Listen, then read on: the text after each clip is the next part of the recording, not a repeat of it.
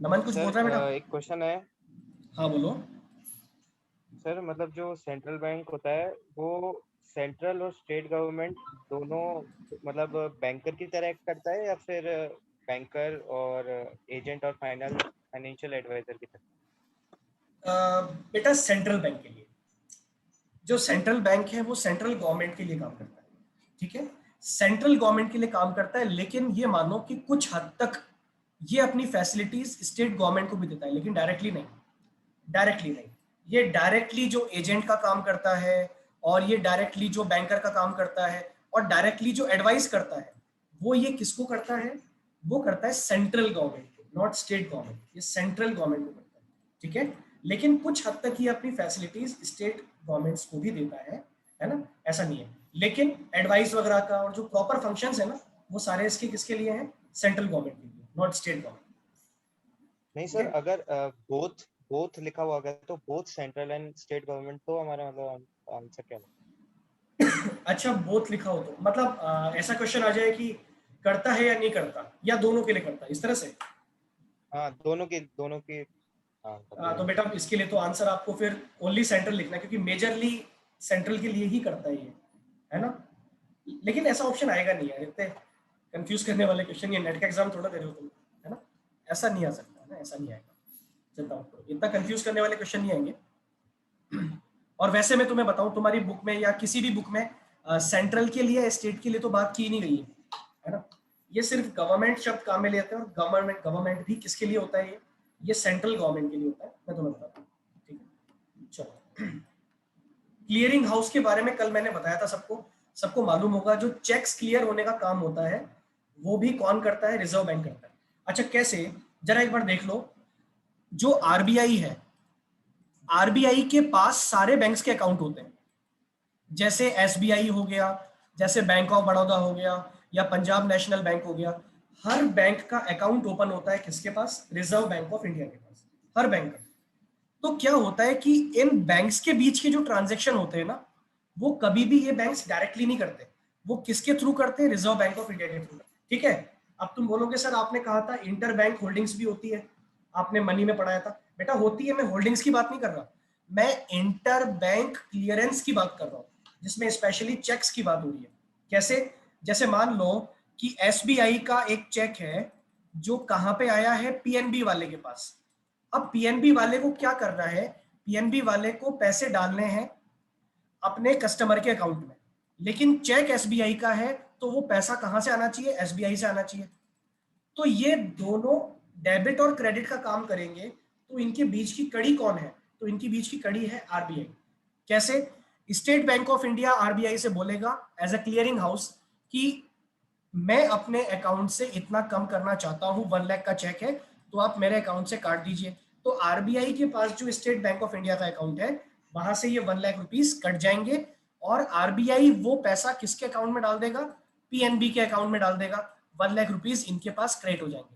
जब वो पैसा पीएनबी के पास आ जाएगा, तो फिर पीएनबी अपने कस्टमर को वो मनी दे देगा।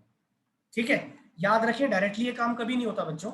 हर कमर्शियल बैंक का इस सेंट्रल बैंक के पास एक अकाउंट होता है। ठीक है।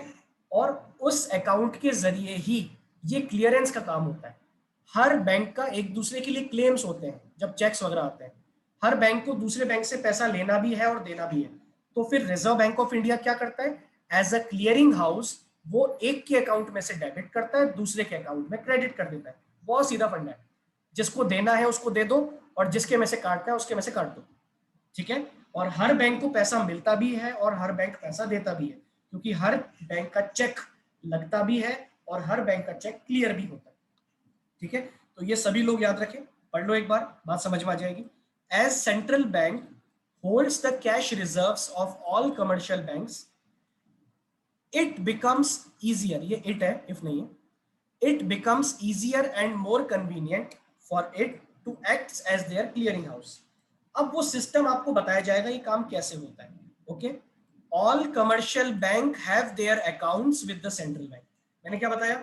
हर कमर्शियल बैंक का अकाउंट जो होता है, वो सेंट्रल बैंक के पास खुला होता है ना। Therefore the central bank can easily settle claims of various commercial banks against each other. Okay, by making debit and credit entries in their account. बहुत सीधा फंडा है कि आरबीआई को सिर्फ क्या करना है, डेबिट एंड क्रेडिट एंट्रीज करनी है एज अ क्लियरिंग हाउस।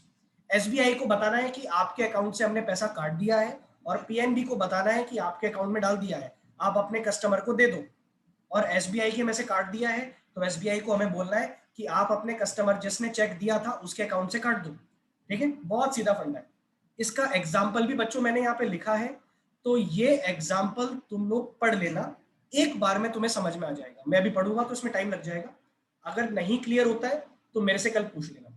ठीक है, और एक लास्ट लाइन जरा इसकी पढ़ लो, ट्रांसफर की क्या लिखी है, it avoids transfer of cash between the banks and reduces requirement of cash।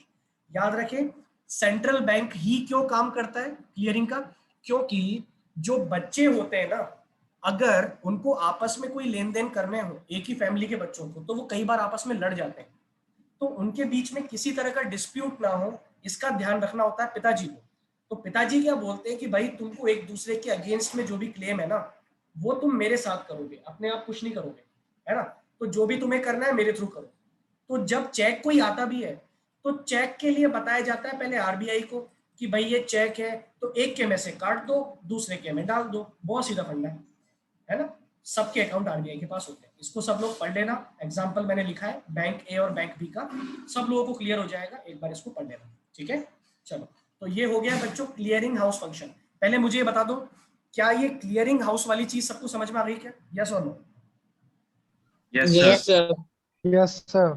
Okay, अब ऐसा करते हैं, टाइम हो गया है ना, ये जो लास्ट है इसको हम कल पढ़ लेंगे, 2 मिनट का है, कुछ भी नहीं है, डूबते को तिनके का सहारा, मैंने कल भी समझाया था, है ना, तो इसको हम कल देख लेंगे। अभी आप लोगों की कौन सी क्लास है, अकाउंटेंसी की या बिजनेस की?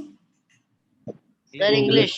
English. Okay okay okay okay, चलो ठीक है, तो आप लोग बच्चों जाओ ज्वाइन करो, मैं यहाँ तक के नोट्स आपको भेजता हूँ, सब लोग लिख लें। ठीक है, अब मिलते हैं हम लोग कल, और कल का टाइम क्या रहेगा वो मैं आप लोगों को बता दूंगा। ठीक है, Bye, sir. Thank you, sir. Bye बच्चों, बाय।